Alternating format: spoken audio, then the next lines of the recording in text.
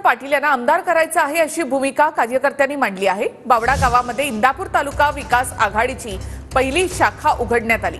विकास आघाडीच्या माध्यमातून हर्षवर्धन पाटलांनी निवडणूक लढावी असा आग्रह कार्यकर्त्यांनी केला आहे। तर ही कार्यकर्त्यांची भावना आहे, अजून जागा वाटप झालेलं नाही असं हर्षवर्धन पाटलांनी म्हटलंय। गेले 10 वर्ष तालुका आमचा ह्या कुठलाही विकास झालेला नाही। सर्वसामान्य कार्यकर्त्याची कुठलीही कामं झालेली नाहीत।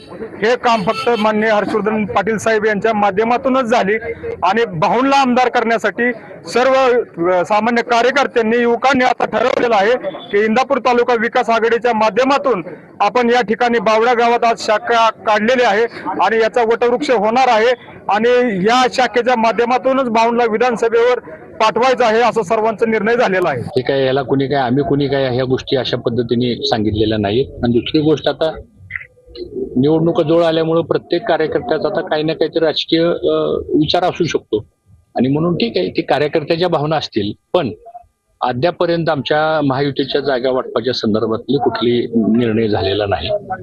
एकनाथ शिंदे मुख्यमंत्री, देवेंद्र फडणवीस, अजितदादा आणि केंद्रीय नेतृत्व आमचं हे एकत्र बसेल।